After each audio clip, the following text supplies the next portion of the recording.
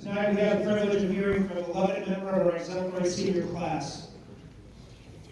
I could use this time to list his accomplishments and positions of honor within our school, and to be fair, he has many, and they are eclectic.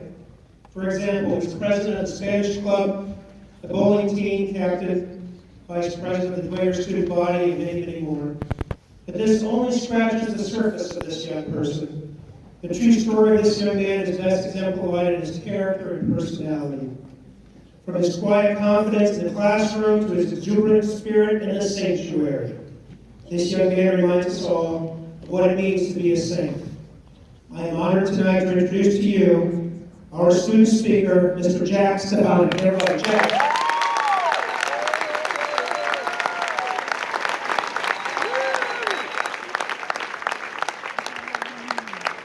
Thank you, Mr. Strickland. 4 years ago, I came here completely unsure what to expect. I didn't have a lot of friends, wasn't in any clubs, really didn't want to be in any clubs. Kind of just wanted to get in and get out. So if you would have told me then that I would have been shirtless and screaming on the sidelines, no way I would have believed it. But thankfully, I was adopting the BD family. Now that raises the question, what is the Bishop Dwenger family? To us, the students, it's almost an inside joke. It seems like every time an administrator gets on the mic, they always talk about the Bishop Dwenger family. And from the outside looking in, it might not make a lot of sense. How does a student consider their family their school? Well, it's quite simple. When you think of a family, you think of certain things. It's where your character is developed, where your faith is strengthened, where you learn morals, where you learn what it means to be a good person, and it's where you spend a lot of your time. Now with Bishop Dwenger, students here get all of that and more. I know for a fact that I spend more time here than I do at home. And I see a lot of my teachers more than I do my parents. And every year I tell Mrs. McTagg she claims as a dependent. But I don't know if that's right. So I'm just so thankful to be adopted into that family. Mrs. McTagg is just one example of a teacher that goes above and beyond for our students. Mrs. Bleaky and Mrs. Deerheim are others. They come in before school, even though they live more than 30 minutes away, they come in at 7 or 7:15 and hold review sessions for their students. That's amazing. It's amazing that teachers care that much about their students, that they're willing to get up that early to come in and study. And it's not just the teachers before school, it's the teachers after school. Almost every teacher here is involved in extracurricular activities. Almost everyone. Personally, Mr. Garrett is like a second father to all of us on Facebook.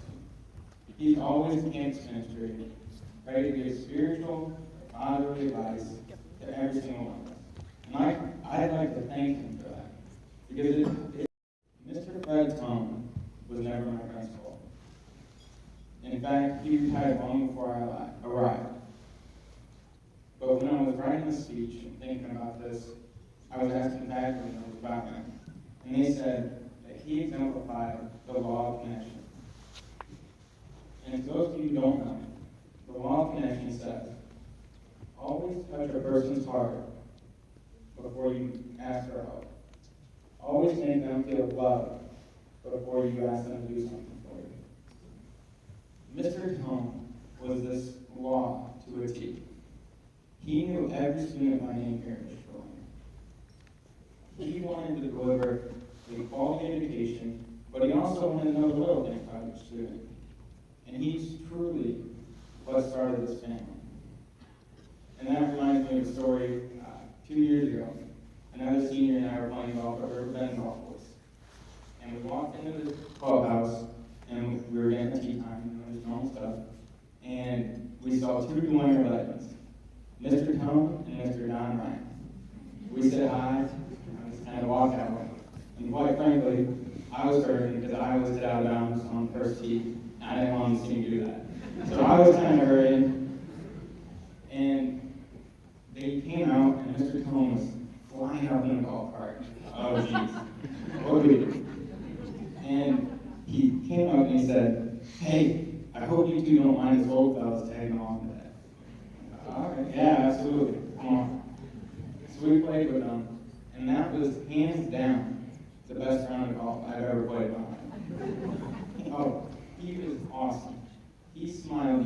entire time.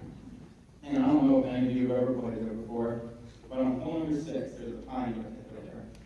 And Mr. Cone hit it in the water 3 times in a row. He hit it in 3 times, and we were making fun of him. And he turned to us and said, I don't care if I have to buy a whole other box of balls.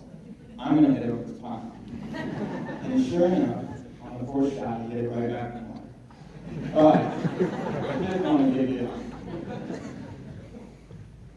it was amazing how great an attitude he had, and how willing he was to step out of the traditional staff-student bond and really come out and enjoy himself with 2 students.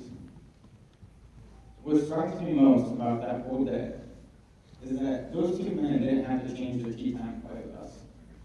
They probably only recognized us because we were wearing Dwenger apparel. But they did. They changed their tea time to play with us. And that speaks volumes about the bonds between Bishop Dwenger students and the staff. No other school has that type of bond. None. And students who walk in here, walk through these doors, walk through these halls, everyone here, they're part of this family. And I know that I am privileged to be here. I know everyone else here is too. We're thankful to be saints. We're thankful to be a part of this family. And I'm so grateful for all of you here tonight, for everything you do for the school, whether it's coming here, helping out after school, or any of that. I'm thankful for that. This education and this family would not be possible without all of you here tonight. Thank you.